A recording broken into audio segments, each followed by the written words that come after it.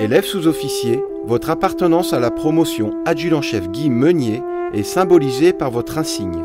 Cet insigne évoque le parcours et les valeurs de votre parrain. Sa forme est celle typique de l'insigne de votre école, l'École nationale des sous-officiers d'active. Le point armé d'un glaive représente votre formation de sous-officier. Votre insigne de promotion illustre les unités où votre parrain a servi. Le fond de l'insigne est de couleur bleu marine, des troupes de marine. Le blason, aux armes du 35e régiment d'infanterie, est entouré de la cravate et du crachat de la Légion d'honneur. La devise « Croche et tiens » évoque le 21e régiment d'infanterie coloniale. En partie basse, l'insigne de la compagnie de sécurité de Hué, où il obtient 3 citations et la médaille militaire pour service exceptionnel à l'âge de 25 ans.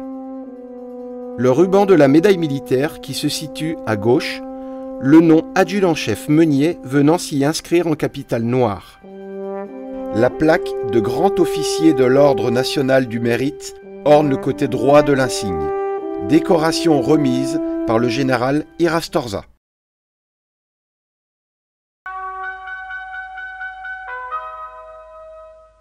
Guy Meunier, né le 6 mai 1928 à Châteauroux dans l'Indre, et part avec sa mère Gabrielle Fourbille pour s'installer à Colomiers. Déjà à l'époque, ses amis le surnomment Toto. Alors que la Seconde Guerre mondiale fait rage depuis près de 5 ans, il réussit à s'engager dès 16 ans au titre du 2e régiment de la Haute-Garonne. Nommé caporal le 1er janvier 1945, il rejoint le 14e régiment d'infanterie et participe ainsi à la campagne d'Italie à l'été 1945, puis à l'occupation de l'Allemagne de 1945 à 1946.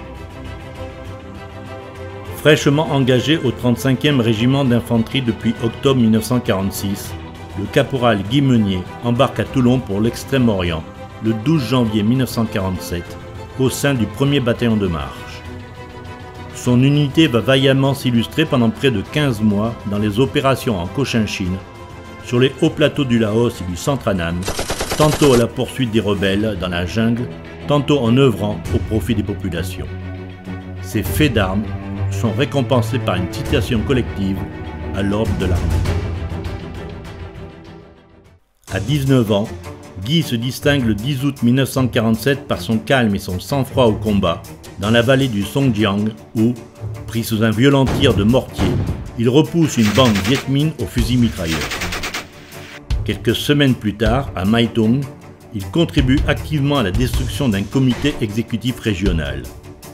Volontaire pour toutes les missions délicates, marchant toujours en tête, son ardeur au combat impressionne.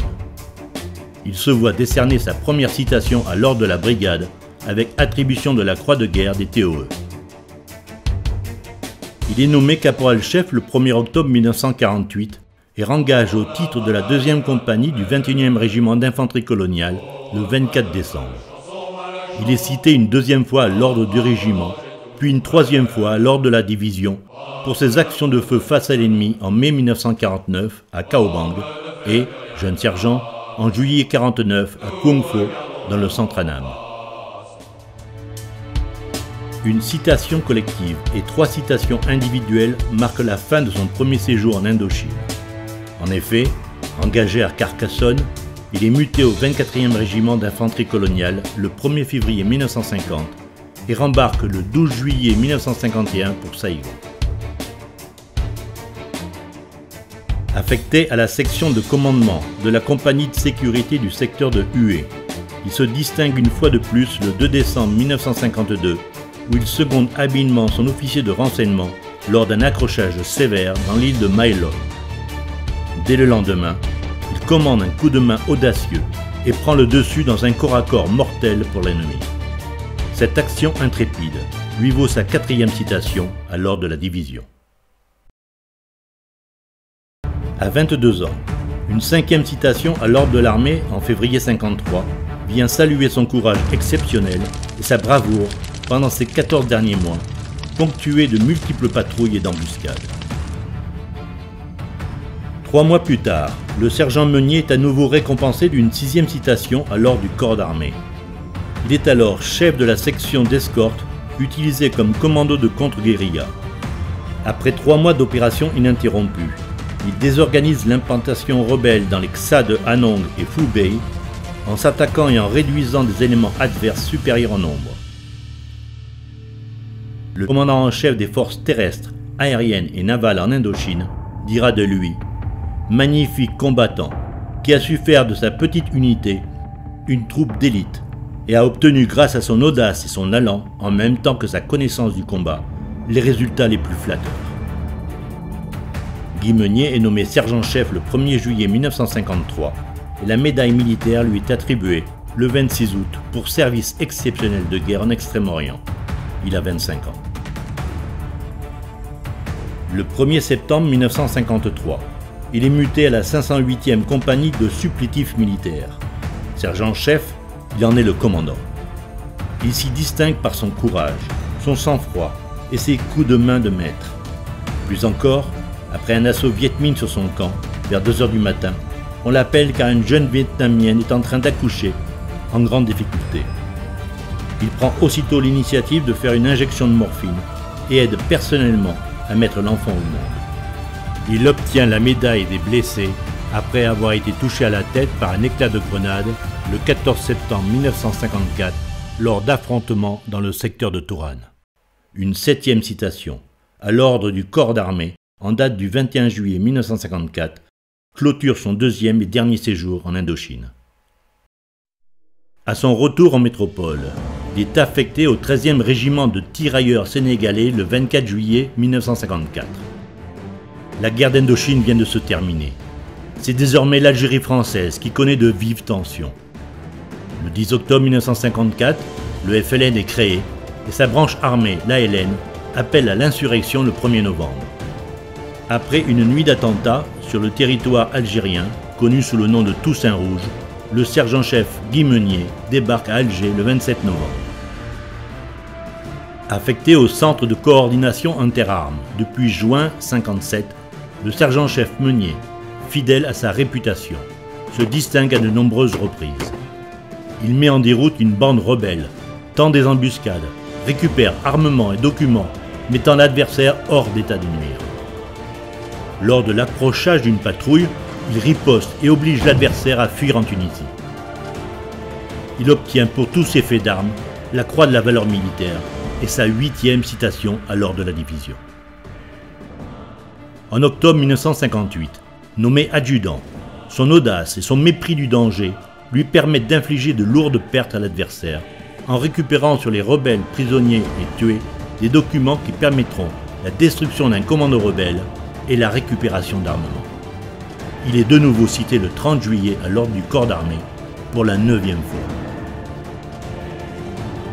Affecté au 9e régiment d'infanterie de marine depuis novembre 1959, en qualité de chef de section du commando de chasse.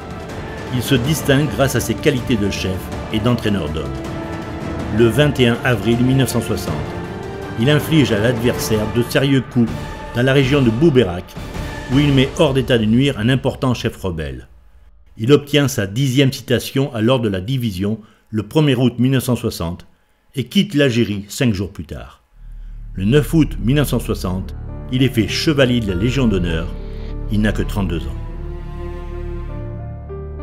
Après 3 remarquables séjours opérationnels en Indochine et en Algérie, il est affecté à la 3e compagnie autonome d'infanterie de marine, puis au 14e bataillon en mars 1962 à Madagascar. Nommé adjudant-chef en janvier 1963, il quitte l'Afrique de l'Est et rejoint le groupe régional d'exploitation des transmissions. Enfin, il effectue un dernier séjour à Djibouti d'août 1964 à novembre 1966, avant de faire valoir ses droits à la retraite le 10 mars 1967. Après une brillante carrière, digne d'un très grand soldat de la République, où il a parcouru le monde et a été engagé sur de nombreux théâtres d'opérations, Toto prend sa retraite à Colomiers et devient représentant pour une bière, puis ouvre un bar-restaurant qui aura une très bonne réputation. Enfin, ayant découvert la région de Villefranche de Pana grâce au centre IGESA, qu'il fréquente pour calmer ses crises de paludisme, il pose son sac à Roquefort en Aveyron pour s'adonner à sa passion depuis tout jeune, la pêche. il sera aussi un membre assidu et reconnu des associations patriotiques de la région. La France, reconnaissante, élève Guy au grade d'officier de la Légion d'honneur le 28 mars 1989, puis au grade de commandeur le 31 août 2009, lors des cérémonies de Bazeilles à Fréjus.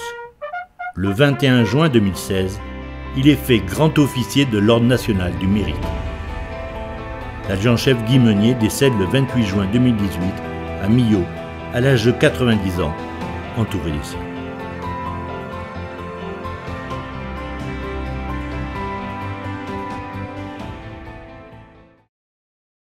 Élève sous-officier de la promotion adjudant-chef Meunier. Votre parrain a démontré continuellement, lors de son engagement sur de nombreux théâtres d'opération, des compétences et une disponibilité peu communes. Tout au long de sa carrière, tourné vers l'engagement opérationnel, il n'a cessé de progresser. Prenez donc exemple sur la constance et la plénitude de son engagement, en vous rappelant que votre parrain n'a jamais reculé devant la difficulté ou face à une situation complexe. Comme lui, ayez à cœur de commander votre groupe avec exigence et bienveillance, comme il l'a fait tout au long de sa carrière avec ses hommes.